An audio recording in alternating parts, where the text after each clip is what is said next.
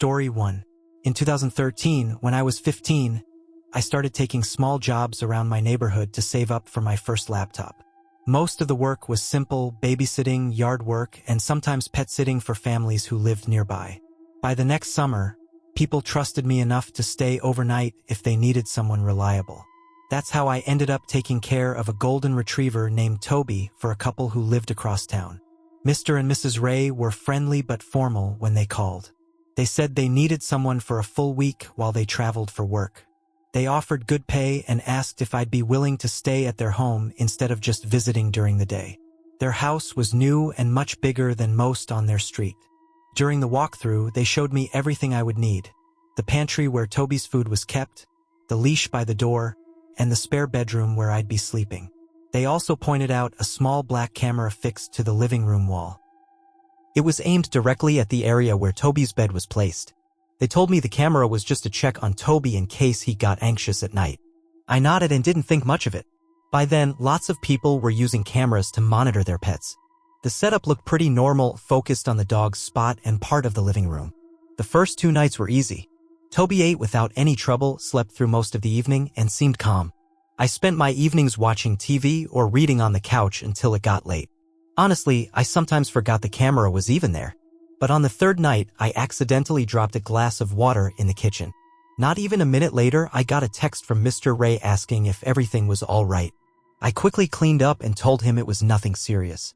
Still, after that moment, I couldn't shake the feeling that they were watching more than just the dog. After the message about the glass, I became more aware of the camera. It was small and blended into the wall so well that it was easy to forget about. But now every time I crossed the living room, I felt its presence. By the 4th day, little things started to feel off. I was eating dinner alone at the kitchen counter when my phone buzzed again.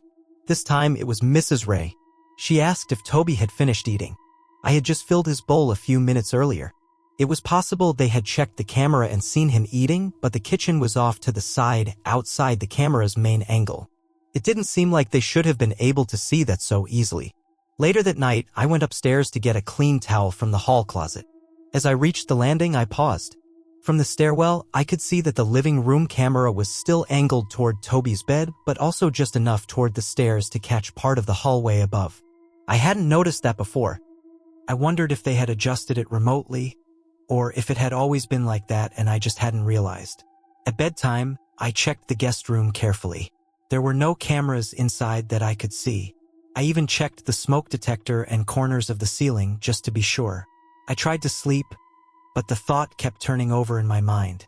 Maybe I was overthinking it. Maybe they were just nervous, first-time pet owners who like to check on everything. In the morning, I walked Toby early.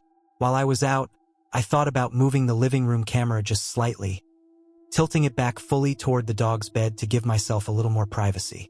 When I returned, I reached up and turned the camera slightly with 2 fingers, aiming it more squarely at Toby's spot.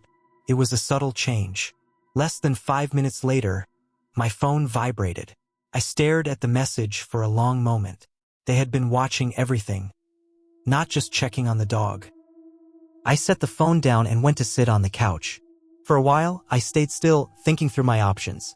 There had been no agreement about constant live monitoring. They had only mentioned checking on the dog. But the way they responded to small movements, the way the camera had been angled toward the hallway, it was clear their focus hadn't been just on Toby. I thought about calling my parents, but I didn't want to cause panic without knowing exactly what to say. So instead, I left the camera pointed exactly where it was, low toward Toby's bed, and spent the rest of the afternoon mostly outside with him. We walked around the neighborhood, then sat in the backyard until the sun began to set. That evening, I packed my things. I texted Mr. and Mrs. Ray explaining that I had a family matter to attend to and wouldn't be able to stay overnight anymore. I offered to stop by during the day if they still needed someone to care for Toby until they returned. I didn't mention the camera. I didn't accuse them. I didn't argue. I left before it got fully dark, walking Toby one last time before handing the house keys to a neighbor the Rays had listed as a backup contact. When I got home, I told my parents everything. They agreed that leaving had been the right choice. It wasn't the most dramatic story, but it stayed with me for a long time. It taught me that sometimes the real danger isn't obvious. Sometimes it's as simple as someone watching when they shouldn't be. Story 2. In early September, I took a dog-sitting job through a local app where people posted short-term pet care work. I was saving money before starting college the next semester. Throughout the year, I had been picking up different jobs, mostly babysitting, dog walking, and house sitting. Anything flexible that paid decently. This time, the offer seemed easy. A family who lived just outside the city needed someone to stay at their home and watch their dog for a week. They had a large house at the end of a quiet street with tall fences and a long driveway. The family, Mr. and Mrs. Wallace, were flying out for a week-long vacation. They owned a purebred Samoyed named Luna, a big fluffy white dog. When they handed me the house keys, Mr. Wallace mentioned that Luna tended to attract a lot of attention when she was out for walks. He said it lightly but also told me to stay aware and avoid talking too much to strangers. I didn't think much of it. I'd done plenty of dog-sitting jobs before and never had a problem. The first few days were simple. Feed Luna twice a day, walk her in the mornings and evenings, and stay overnight at the house. Luna was really friendly and easy to handle. She loved her walks and the neighborhood seemed safe enough. But on the third day, I noticed something strange. While walking Luna around the block, I saw a dark gray car parked down the street. A man sat inside, wearing a baseball cap. At first, I thought nothing of it. People often park to make calls or check directions. But the next day, the same car was there again. He wasn't looking at a phone or doing anything obvious. He just sat there, engine running, watching the street. I felt uneasy but tried to brush it off. Luna didn't seem bothered, so I finished the walk and returned to the house. Still, I couldn't shake the feeling that someone was paying too much attention. That evening, before locking up, I double-checked the backyard gate and all the doors. I wasn't scared yet, but I decided to be a little more careful from then on. On the fourth day, the weather turned cooler, so I took Luna for a longer walk around the neighborhood. As we reached the corner near the park, I saw the same dark gray car again parked halfway down the street. But this time, the man wasn't inside. He stood near the park entrance, pretending to look at his phone. When he noticed me, he smiled in a way that made my stomach tighten. I kept walking without slowing down. As we passed him, he stepped slightly closer and commented on Luna's appearance. He asked how old she was and if she was mine. I gave short answers, not stopping or encouraging any more conversation. When I glanced back near the next corner, he was still standing there, watching us leave.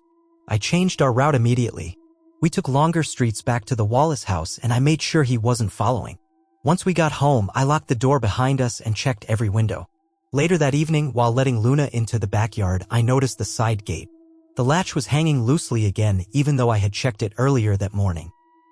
It looked like someone had pushed against it or tried to open it. I fixed the latch as best I could, bringing a heavy brick from the garage to block the gate from the inside.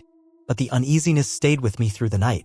So I decided that starting the next day, I would only walk Luna in the mornings when more people were outside and it would be harder for anyone to approach without being noticed. In the morning, I walked Luna earlier than usual, keeping to busier streets where other people were around. I didn't see the man or the gray car anywhere, which gave me a small sense of relief. The day passed without any problems. I kept Luna inside most of the time and only let her into the backyard during daylight hours. Later that night, while I was sitting in the living room with Luna lying nearby, I heard a soft noise coming from the backyard. It was faint but noticeable. A slight metallic sound, like someone brushing against the side gate. I turned off the lights inside the house so I could see outside more clearly. Moving carefully, I peeked through a small gap between the curtains. The backyard was dim, but under the weak light from the porch, I saw the side gate moving slightly.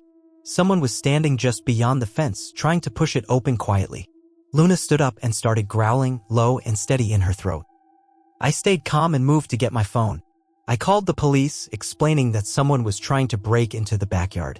They told me to stay inside, stay out of sight, and wait for the officers to arrive. The gate rattled again, harder this time, but the brick I had placed earlier held it shut. A few minutes later, the figure backed away into the darkness. I couldn't see where he went, but I stayed low and waited. Within 10 minutes, 2 police cars pulled up to the front of the house. After a short search, they found a man hiding between 2 parked cars nearby. He matched the description I had given. In his pocket, they found dog treats, a spare leash, and gloves. The officers told me he likely intended to take Luna and that similar thefts had been reported in other neighborhoods. I finished the job safely. But after that week, I became far more careful about the jobs I accepted. Story 3. Last summer, I agreed to dog sit for a family who lived about 30 minutes outside the city. Their home was in a nice neighborhood, mostly families and retirees. The street had a mix of newer houses and a few older ones that looked a little worn down. The family, Mr. and Mrs. Carter, were flying out to visit relatives for 2 weeks. They had one dog, a medium-sized German Shepherd named Rex. Before they left, they gave me written instructions: when to feed him, how often to walk him, and which rooms he wasn't allowed into. Just before leaving, Mr. Carter mentioned something quickly about the house next door. He said it had been abandoned for months and to ignore it if Rex barked in that direction. He said sometimes stray cats wandered into the yard. I moved into the guest bedroom and settled into a routine. Most nights were peaceful. But the only problem was Rex kept growling at the side fence that faced the neighbor's property, especially at night. At first, I thought he was reacting to old scents or maybe a raccoon. I tried to calm him down, but every night around the same time he would stand by the sliding door, staring through the backyard toward the house next door. Then, after a few nights, I started noticing little things that didn't feel right. A crushed soda can near the fence that hadn't been there before. A broken piece of wood from the old fence lying inside the Carter's yard. I brushed it off, thinking maybe it was just animals or the wind. And I kept telling myself the Carters would have warned me if there was anything serious to worry about. So I decided not to overthink it. After all, it was just a few more days until the weekend when my friend would come visit and stay with me for a night. On Friday evening, just after dinner, Rex started growling again. It had become such a normal part of the nights that I barely reacted at first. I pulled back the curtain covering the sliding door and looked outside. It was almost completely dark, except for a bit of light from the street lamp 2 houses down. And that's when I noticed it. A small, moving light inside the abandoned house. It looked like someone walking across the living room with a flashlight, or maybe a phone screen. The boards on the windows had gaps, and the light slipped through for a second before disappearing again. I stood there frozen, unsure if I had really seen it. Rex's growling grew louder. I locked the sliding door, checked the front and back doors again, and turned off the porch light. I decided not to call anyone. Could have been a trick of the eyes, or someone passing by outside, and I didn't want to overreact. In the morning, I checked the fence area while walking Rex. There were muddy footprints near the side gate, bigger than mine. The gate itself was loose, like someone had pushed it hard. I told myself it could have been a stray animal. Maybe a neighbor's dog had gotten in somehow. But deep down, I knew that wasn't right. Later that night, while sitting in the living room, I heard a light tapping sound near the backyard. I muted the TV and listened carefully. After a minute, I heard it again. 3 short taps, then silence. It didn't sound like someone knocking. I didn't go outside. I double-checked that the doors were locked and moved Rex's bed closer to where I was sitting. That night, I barely slept. Every small sound made me sit up and listen. A few times, I thought I heard quiet steps outside. But when I checked through the window, the backyard looked empty. Rex stayed awake most of the night, too, refusing to leave his spot near the door. The next day passed normally. I stayed inside most of the time, only taking Rex out into the backyard during the day. I kept an eye on the neighboring house, but didn't see any more lights or movement. I started hoping that maybe whoever was there had left. That evening, just after sunset, Rex became restless again. He paced by the sliding door, low growls coming from his throat. I turned off the inside lights and stood by the window, trying to stay out of sight. After a few minutes, I spotted movement near the fence. Someone was crouching low, moving along the back edge of the Carter's yard. I watched as the person stopped by the side gate, checking if it was still loose. I knew then that I couldn't ignore it anymore. I picked up my phone and called the police. They told me to stay inside, keep the doors locked, and wait. While waiting, I kept low and stayed in the living room with Rex beside me. About 10 minutes later, 2 police cars pulled up, one officer coming to my door while the others spread out toward the neighboring property. I told the officer everything I had seen and heard over the past few days. After searching the house, they found a man hiding inside. He was dirty, thin, and carrying a backpack filled with tools. He didn't resist arrest. Later, they told me he had a record of trespassing and had broken into empty homes before. The police said I had done the right thing by calling. I finished the job without any more trouble. But I never agreed to house sit alone again after that. Story 4. I've never believed in ghosts, but there's one week from my life I still can't explain, and I've stopped trying. It happened a few years ago when I was 19, home from college for the summer. I'd picked up a few local jobs to earn some money around the neighborhood. One of those jobs was dog-sitting for a couple who lived near the edge of a wooded area. Their house was a modern two-story place, and they were going away for a week.